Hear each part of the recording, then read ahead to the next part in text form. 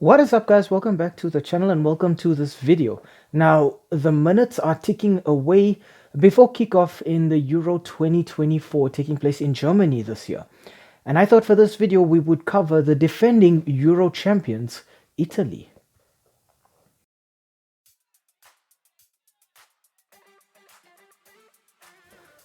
Looking at Italy's side selection, we can already see they have a fantastic goalkeeper in Gigi Donnarumma. This is a player who can read the game but can command his back line. He's also a very quick and agile goalkeeper and a great shot stopper. I think his defense also respects him because of the level of competition that he's played at, being the goalkeeper of PSG currently and having had a stint in the Serie A with AC Milan. Donnarumma is a very solid and a very reliable goalkeeper, and Italy are very lucky to have him. At the heart of their defense, I think we will find firstly Bastoni. Now, what I really like about Bastoni is if you look at his performances for Inter Milan, despite being quite young, he's very mature in his approach to defending. He doesn't necessarily just clear the ball into safety from dangerous positions. Instead, he's already looking at how he can help his team to mount a counter-attack and get on the front foot from a defensive position. I think he's also very physical and very strong, so he's the kind of centre-back that you know is going to give centre-forwards a major issue. Out wide in their defense at the right-back position, we will find Di Lorenzo, who's put in some very good performances for Napoli in the last season. In fact, Di Lorenzo was part of the Napoli side that won the Scudetto title a few seasons ago. What I like about Di Lorenzo is he's got a very determined approach to defending. This is a player who understands that yes, he can contribute to the team going forward, but as a defender, his primary duty is to shut down the opposition, and he will function as a kind of wall from that right back position, switching opposition attacks off and just giving them absolutely no way through to the goalpost. At left back, we will find Federico Di Marco, who also plies his trade at Inter Milan in Italy. I think with Di Marco, you get something different as opposed to what you usually get from Italian defenders. Di Marco is more of an attacking defender for Italy and for Inter Milan. You will see him more often than not bombing up the left-hand side of the field, looking to support the attacks that his team is looking to build, but also looking to play in long balls. What I really appreciate about Di Marco is he's so quick and he's got so much stamina that when he goes up front, you're not really compromising too much defensively because he's got the pace to come back and to do his defensive duties as well. He's very lethal from out wide, and he is the kind of player who will be looking to play in early long balls to catch the opposition defense asleep. When we look at Italy's midfield, I think the first player we have to talk about is Nicolo Barella. Barella too is one of Inter Milan's representatives in this tournament for Italy. What I like about Barella is he's very good at building attacks. This is a player who you can see has tailored his game to be more of a playmaker for Italy. My only issue with Barella is he too struggles with consistency and constant injury issues. But in Barella, you have a great passer, you have a player who can orchestrate things from deep in your midfield, but you also have a player who is capable of taking long shots, so he poses a threat to the goal as well. In terms of defense, I think the midfield can rely on Jorginho from Arsenal to be the player who hunts down the ball, just harassing the opposition midfielders, making sure they don't have enough space and time to sort of build any attacks of their own. Jorginho is really Italy's destroyer in midfield. He's the kind of player who's not afraid to get aggressive and to get shoulder to shoulder with other players and just really hassle them off the ball. He's also not afraid to take a booking or two in order to stop the team from being caught on the back foot or being vulnerable from counterattacks. In terms of attacks from midfield, I think here we can look at Lorenzo Pellegrini from Roma. What I like about Pellegrini is he's kind of that flexible player who can play both centrally in midfield, playing deeper and dictating play, building tempo or breaking it down. But he can also play in that number 10 role, giving him a closer relationship with the front players, thereby also allowing him to take shots from range. Pellegrini is also one of those players who can take long shots, can play in set pieces, and he is a threat from dead ball opportunities and from open play. I think my only issue with Pellegrini is he too can be quite injury prone at times. Looking at Italy's front three, I think they have a fair bit of pace and trickery in Federico Chiesa from Juventus. Now, what I like about Chiesa is he's quick, he's difficult to manage, but I think he's also got that fair bit of flexibility where you can employ him out wide on the right wing or on the left wing, but you can also ask him to play centrally in that number 10 role or as a striker.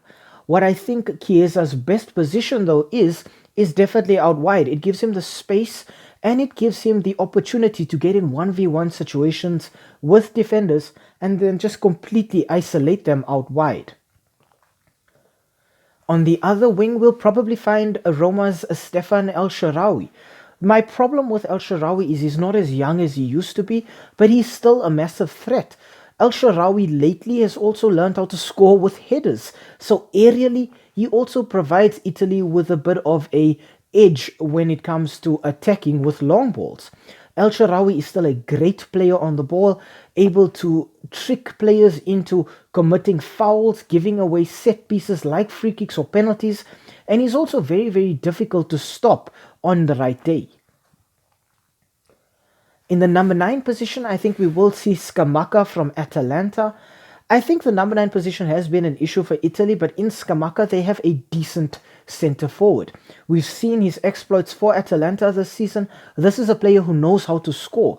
He's also very physical and very tall, so he provides a threat for Italy in the air. Scamacca is the kind of player who can also function as a target man. So if Italy choose to just use him to hold the ball up while the rest of the team gets in better positions, they do have that option available.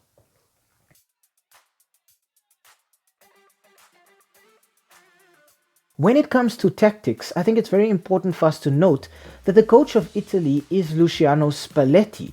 He has had a stint in the past with Napoli. He was actually the coach who led Napoli to that Scudetto title a few seasons ago. I think this already shows us that he has built a relationship with Di Lorenzo, and I think Spalletti will be relying on Di Lorenzo to be the general at the heart of his defense, to just sort of push the team forward, motivate them, and inspire them to keep moving even if they are very, very tired. I think Spalletti will also have identified that his team is very solid in the center. So I think he will approach this tournament with a kind of 3-5-2 formation. Now we've seen this formation used to great effect with Inter in particular, and it really benefits Italy that a lot of their current players are from Inter. A player like Bastoni can function as the rock at the center of that back three. It will then result in a situation where we won't really see Bastoni going too high up, but he'll mainly hover around that halfway line when his team are attacking. This also allows Italy to compensate for a bit of lack of pace at the back. If they defend a little deeper, at least they can make it up with space or physicality as opposed to just being left at 6s and 7s when dealing with pacey forwards. I think also we will see wingbacks being used in this one. I think if Italy do not use wingbacks, they're really doing themselves a great disservice. Players like Di Lorenzo and Di Marco in particular function very, very well as wingbacks. I think with Di Lorenzo, while he's more defensive, Di Marco will relish being able to make that entire left wing his own. It also gives them the ability to switch their formation at will. And I think this is something that we will see crucially with Italy. Normally we will see players shifted around. With Italy, we will see an entire change of formation. When they have the ball, they'll look to keep it in this 3-5-2 formation, passing the ball around, just frustrating the opposition and keeping the ball central. But I think when Italy are playing a more counter-attacking game, we will see Spalletti's side switch to a kind of 4-3-3 instead, with Chiesa out wide on one wing and El Shaarawy on the other wing. Those two wingers then having to build a partnership with Di Lorenzo on the right side and Di Marco on the left side. I think this formation in particular, the 4-3-3, does kind of leave Italy a little bit lacking in the center. And I think that's why we'll only see it when they're looking to play on the counter attack or looking to get a goal very, very quickly. But for majority of the time, we will see the Azzurri playing with this back three and flooding the midfield with as many players as possible to just sort of pass the ball around and then in a split second release their wingbacks behind the opposition defenses.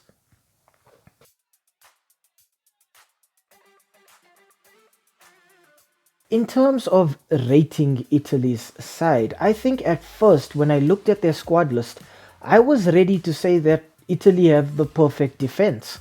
But then earlier on in the week, it turned out that Acerbi had to leave Italy's training camp due to injury and he's no longer available for selection for this tournament. So I think that does kind of create an issue if Spalletti does play with a back line and a centre back pairing. And I think that's just going to motivate him more to play this centre back trio. We will see a player like Mancini going in there to assist Bastoni with those central defensive duties. And we could even see Di Lorenzo playing centre back at times as well. I think this issue to Acerbi also highlights a major fault in Italy's backline. That being, centrally they do lack a bit of pace. And I think we'll see the wingbacks in Di Lorenzo and Di Marco having to pull extra duty to cover for the team on the counter attack. But I think for Italy mainly, they'll just focus on keeping the ball centrally and pushing the opposition out wide so that Di Marco and Di Lorenzo can deal with them on a one-on-one basis. I think in terms of midfield, they do come up a bit short in terms of creativity. They're still missing a player like Andrea Pirlo who can pull strings from deeper in midfield. I think in terms of up front as well, missing a number 9, a player who can just hold the ball up, and a replacement for said player is going to leave Italy a little bit thin in that central attacking role. Yes, Scamacca can perform the duty, but Scamacca doesn't exactly have the best record for Italy as it stands. I would have expected to see Ciro Immobile play a role here, but he too was not selected for the side. I think when we look at our rating system here, Italy get a 4 out of 5 for me in terms of their defense. At the back, they're very good. I would have loved to have given them full marks, and if Acerbi was part of the squad, I would have wholeheartedly given Italy 5 out of 5. But I think missing Acerbi means they have to build up a little bit more chemistry at the back between players who play for opposing teams, and perhaps players who are not used to playing with one another as often. I think in terms of their midfield, they get a 3 out of 5 for me. I think, yes, they do have very good midfielders, but I think consistency has been a problem for each of these players. Jorginho, Barella and Pellegrini are going to be the mainstays in that midfield, players we will see almost in every fixture, but they also have Fratesi on the bench. I think up front, Italy will have to get a 3 out of 5 for me as well. They have pace in Chiesa, they have technique in El Shaarawy, they have a bit of a threat in terms of Scamacca, but I think in terms of getting goals, we're going to see Federico Chiesa getting most of those goals from out wide. If Spalletti does go with the 3-5-2, we could actually see Chiesa and Scamacca functioning as a kind of strike duo up front instead. And I think this is where they will play better. But in terms of replacements for both of these players, I don't see any on the bench. I see great quality in Italy, but I don't see any of those players really stepping up and able to take on Europe's best in these big matches. In terms of their group, Italy are in a group with Spain and Croatia, so it's not going to be an easy group. They're going to have to do a fair bit of running, and they're going to have to be very composed when coming up against these teams, because those teams are also very quick and very pacey. So fatigue will play a role in Italy's entire tournament. I do think Italy get through the group stage, probably finishing second.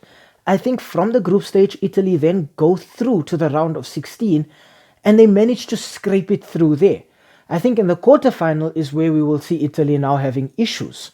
I think they'll be lucky to get through the quarterfinals, but if they do, I think their journey ends at the semi-finals. I think Italy do not have the squad depth to continue and to maintain a charge to defend their Euro 20 title.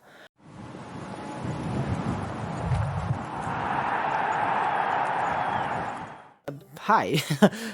Thank you for making it to the end of this video. We really appreciate the watch time and the fact that you took some time out of your day to spend it with us talking about the sport that we all love. If you enjoyed the content, why not, drop a like down below or comment in the comment section. Um, Maybe even consider subscribing to the channel. And I mean, while you are here right now, have a look at some of our old videos too.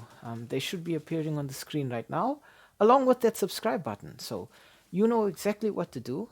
Um, Thank you so much. It really helps with the YouTube algorithm. And have a great day out there. And we hope to see you again very, very soon. Thanks. Stay safe.